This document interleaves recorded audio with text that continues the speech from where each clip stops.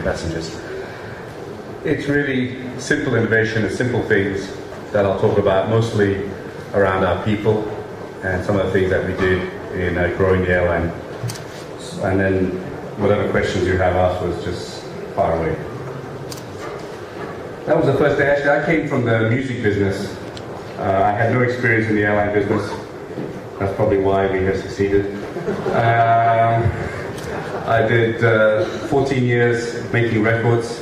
My last record was in Germany with an artist called Westernhagen, similar to Tom, a German cowboy.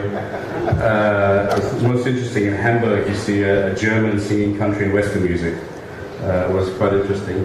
And I had the idea. I was in AOL Time Warner. It started as Warner Communications, it became Time Warner, and the final merger, which was one merger too many for me, was AOL Time Warner.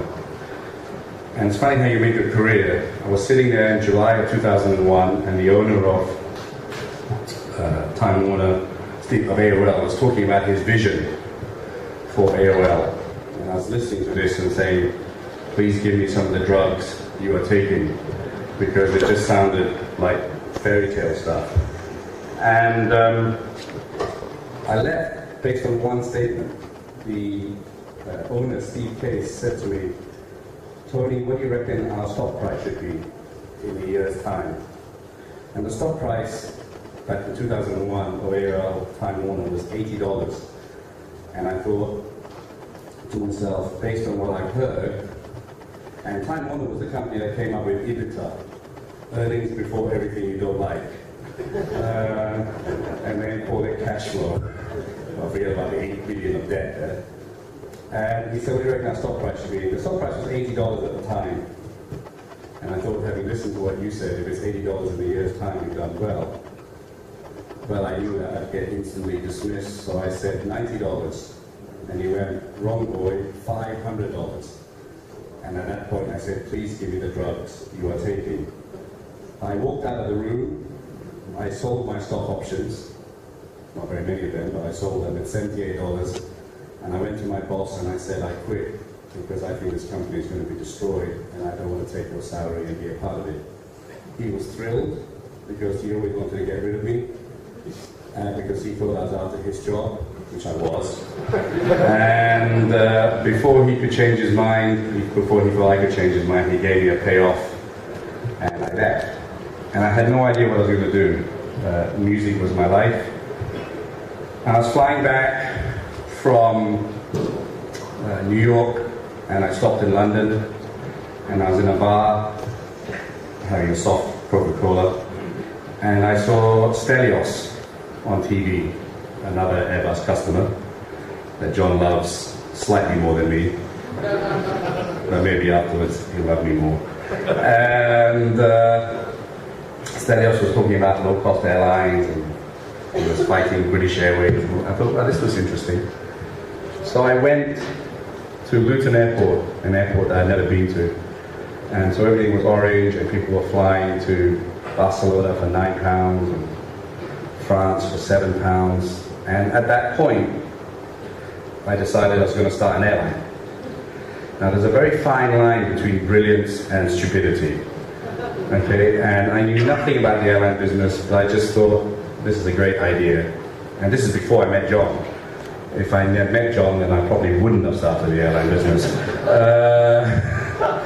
But I thought, well, this is great. If I can bring this to Asia, this would be unbelievable.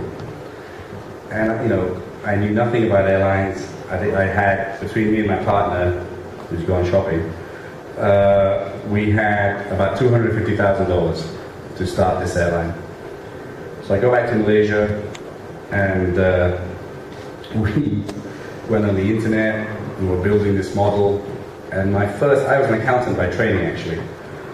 And the time that I had qualified as an accountant till 2001, Microsoft had taken over the world.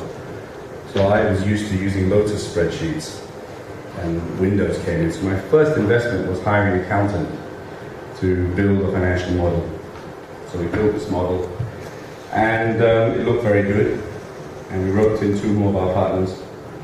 And we sat there one day, and it all looked very good. And suddenly, Cameroon said to me, "So how do you get an airline license?" And we all looked at each other. It's not like you can go to Carrefour and buy one. And then, to cut a long story short, we saw the Prime Minister of Malaysia. He loved the idea. I remember him saying to me, "You will succeed because you're so passionate and you're not from the airline business. You have my blessing." And then the but came in, but you have to go and buy an airline. So we came out of there like, how are we going to buy an airline? We have $250,000. But I'm a very optimistic person. I said, there must be an airline for sale. So we found 2 airlines in Malaysia, one called Pelangi Air. We went to see them, and you had to be God or pretty close to God to turn around that airline. I had never seen a balance sheet like that in my life. So we walked away from that. And then there was AirAsia, which was owned by a Malaysian conglomerate. We went to see them and said, we want to buy AirAsia, and they said, you can have it tomorrow. And they said, how much will you pay us? And I cheekily said, 25 cents, 1 Malaysian ringgit. And they said, you can still have it tomorrow. And I thought, damn, I should have said, pay me to take away this airline. And that was it. They were great guys. So under $250,000 on September the 8th, 2001, we signed to buy AirAsia. Subject to due diligence. We said subject to due diligence because me and Cameroon were remortgaging our house to pay for the insurance, which was due in December. 3 days later, 9/11 happened. And welcome to the airline business. And it's been like that ever since. But I told my partner, people still have to fly from KL to Penang, from KL to Singapore, so let's go ahead with this. And it helped us in some ways because lease prices collapsed. We were initially going to start with 737-200s, and we were able to afford the 300s. And December the 8th, 2001, we took over AirAsia with 254 terrified staff. One of them is still here, our chief pilot, who went to some crazy airline in the Gulf called Qatar Air, and then realized what a beautiful place he left and came back. So we forgive them for a period. After a while we say rot in Qatar. So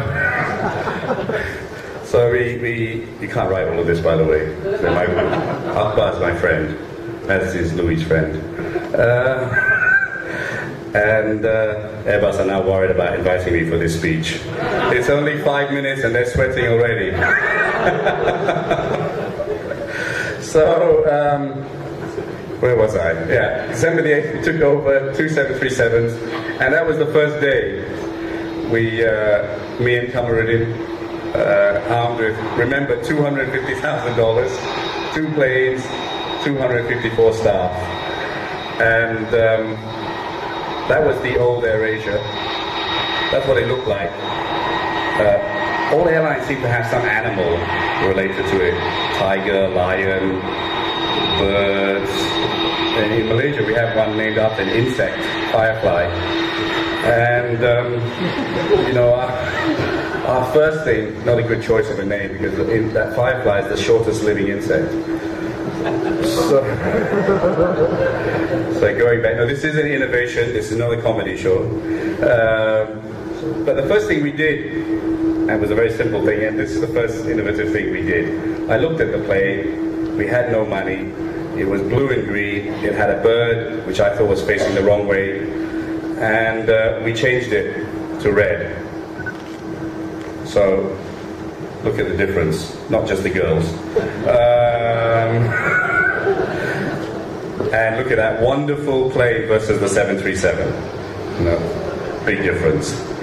So we changed, and over the last 10 years, we've gone from 200,000 passengers to 32 million a year, from 254 staff to now we have 9,000 staff in airlines in Thailand, Indonesia, Malaysia, Philippines, and very soon in Japan, which is something I'm extremely proud about, all in these 10 years.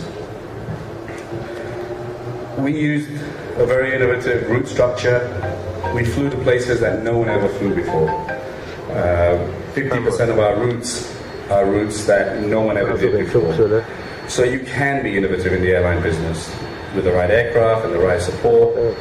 You know, provided with the Airbus 320, we could go to virtually any airfield around, and we developed so many new routes. We flew to places like Macau before anyone else flew to Macau. I remember we did cheeky advertising because we said at least you have a low fare to take you home when you lose all your money in the casinos. And you know, we went from 1 flight a day to Macau to now we have 22 flights a day. We have more flights than Air Macau actually into Macau. And I think that's been the trend. We have always had problems, and having good partners like Airbus have helped us tremendously. Through our growth, we've been through SARS, bird flu, tsunami, earthquakes, government, national carriers, high oil, low oil, credit crisis, you name it, we've had it. But we've always found a way to grow.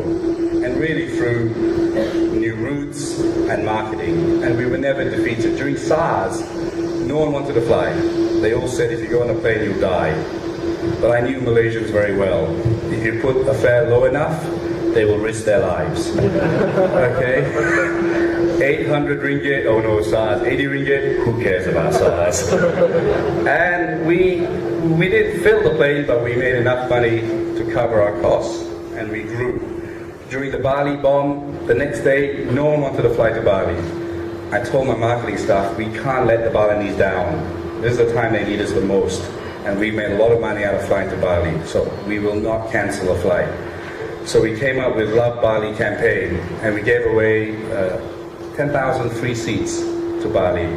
And again, Malaysians and Thais and Indonesians didn't let me down. Give a free seat, and they weren't scared of terrorists either. But the key about the free seat was it was innovative marketing, because for every Asian that goes and gets a free deal, they will tell 1,000 people about it. So we effectively, the cost of those 10,000 free seats was more than covered through the word of mouth when people went to Bali and came back and said, no problem.